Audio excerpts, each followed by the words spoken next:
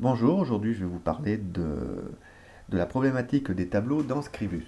Alors j'ouvre un nouveau document, une page vierge au format A4 et je vais utiliser comme unité par défaut le millimètre.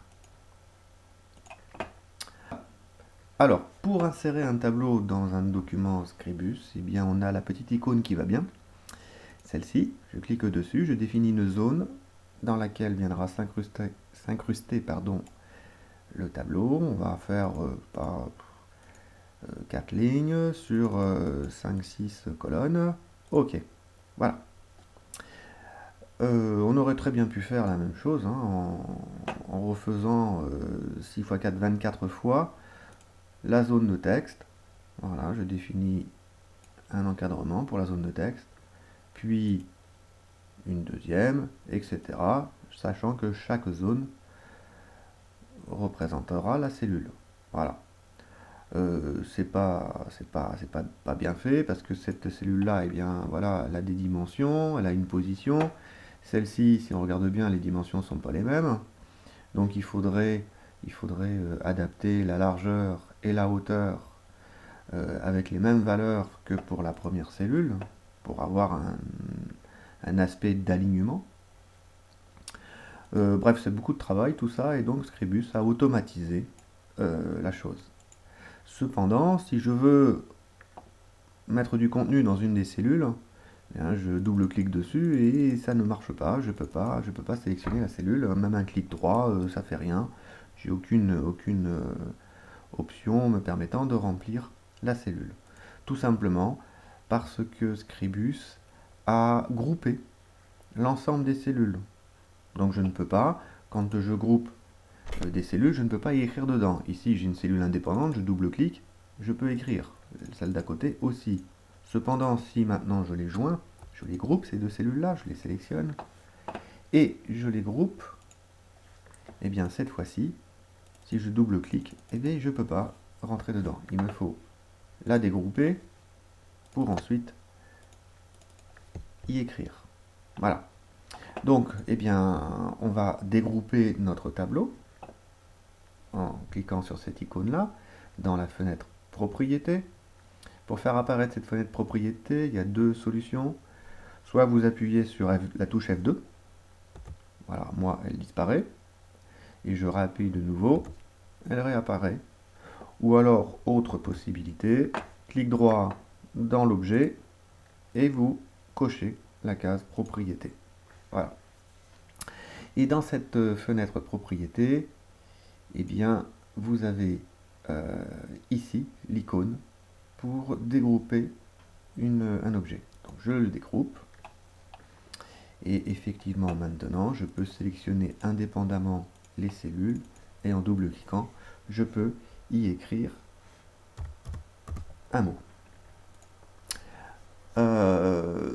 Pour les tableaux, souvent, on a la première ligne est souvent conservée pour l'entête du tableau.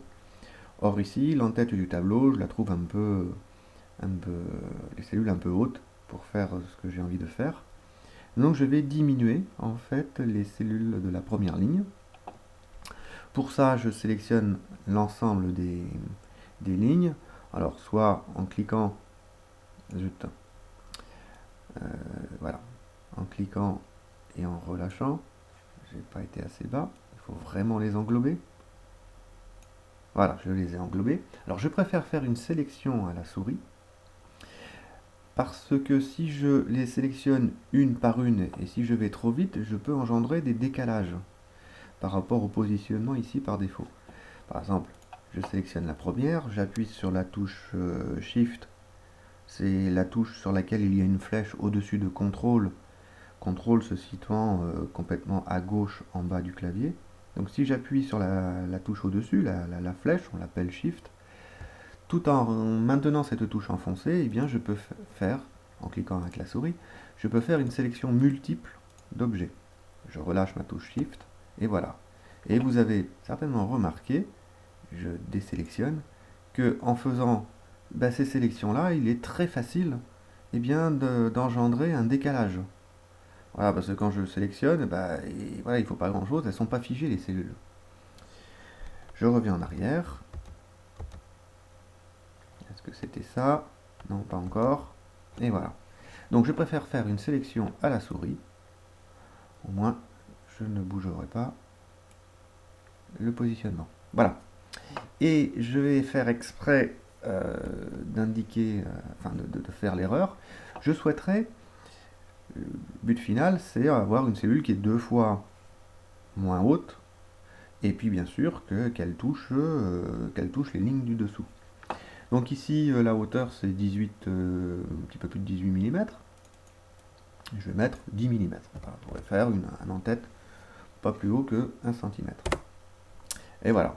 Là, il s'est passé un souci, c'est qu'effectivement, j'ai bien une hauteur de ligne qui fait 10 mm, mais en fait, il m'a rendu blanc tout ce qui était en dessous.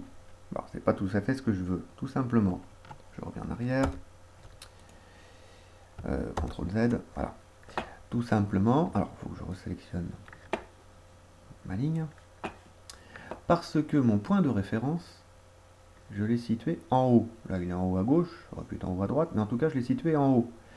Et donc, bien sûr, il m'a rendu l'espace laissé libre, blanc en dessous. Ben là, je vais faire l'inverse. Mon point de référence, je vais le situer en bas. Et j'indique 10 mm. Entrée. Et voilà. J'ai vraiment, du coup, là, ce que je veux. Autre chose aussi que j'aimerais aborder dans les tableaux, souvent, l'entête de tableau, voilà, on le met en évidence par un fond qui peut être différent que le fond blanc, par exemple ici. Je voudrais l'avoir en fond gris. Je sélectionne, non, je prends une cellule, et puis je vais dans couleurs, dans les couleurs de fond, je n'ai pas de gris, et bien je vais créer une couleur gris, je prends l'objet qui me permet de choper une couleur quelque part, voilà, je clique par exemple là, tiens, un gris comme ça, j'indique un nom, gris, entrée, voilà. D'ailleurs la couleur grise maintenant, voilà, elle est là. Donc voilà, j'ai un cadre gris. Si je double-clique, je mets un texte. Voilà. Donc je trouve que voilà, ce texte ne va pas très bien, il est trop collé en haut de la cellule, donc on va modifier un petit peu la chose. En ouvrant la partie texte et en développant la partie c'est pas celle-ci, voilà, c'est la partie colonne et distance du texte. Donc en haut, on va laisser bien, quelques millimètres, voilà, quelques millimètres de libre. Faire la même chose sur les autres cellules. Là par contre, on peut aller un peu plus vite. Je sélectionne la cellule sur laquelle je viens de positionner certains réglages et je vais utiliser ici la petite baguette magique, copier les propriétés de l'objet, je les copie, et je vais cliquer sur les cellules sur lesquelles je souhaite déployer ces propriétés. Voilà, beaucoup mieux. Maintenant, on va pareil modifier un petit peu le texte. J'aimerais qu'il soit un peu gras, etc., centré et tout ça. Pour ça, je vais définir un style. Ça va aller là aussi beaucoup plus vite.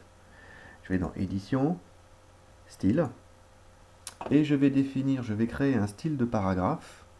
Donc, Nouveau, Style de paragraphe. J'indique ici un centrage du texte par rapport donc à ma boîte, ma cellule. Et le style de caractère, eh bien, je vais peut-être prendre une police plutôt grasse, voilà. Et puis peut-être, voilà, peut-être en 14 points, on va voir ce que ça donne. Appliquer. Donc c'est bon, maintenant, j'ai pas donné de nom, je vais l'appeler en tête de colonne. Voilà, j'ai indiqué un nom. Voilà, appliquer. Je peux fermer maintenant, j'y reviendrai si vraiment il faut faire des modifications. Mais je ferme ma fenêtre de style. Et cette fois-ci, dans ma cellule, ici, au niveau texte, eh bien, je peux définir dans paramètres de style, là, ici, le style. Tiens, il n'a pas changé le nom. Bon, bref. Voilà. Et je fais ça sur les autres les autres cellules. Non, c'est ici. Voilà, nouveau style. Là aussi. Ici aussi. Voilà. Effectivement, maintenant, si je double-clique, attendez, qu'est-ce qu'il me fait? Voilà, ok, impeccable. Hop. Donc je reprends le curseur, voilà. Double-clic, et si je mets un autre texte, voilà, et bien celui-ci, il est bien positionné comme je le souhaitais. Une fois que votre tableau est complété, eh bien, vous pouvez de nouveau le grouper, ce qui permet un déplacement plus aisé. Si vous avez, là je ne peux pas bien sûr changer le contenu, donc c'est bloqué. Par contre, ce que je peux faire, c'est que je peux modifier la taille. Alors, pour faire attention, là je vais la modifier, mais en augmentant finalement l'espace des cellules, mais pas forcément à la hauteur. Et là, je peux voilà, diminuer la. Voilà. Donc du coup, je peux adapter mon tableau un petit peu plus au contenu, de façon à gagner un petit peu de place. Et bien voilà pour ce que je voulais dire au niveau des tableaux. Et puis je vous souhaite donc une bonne utilisation de tout ça. Bon courage, à plus.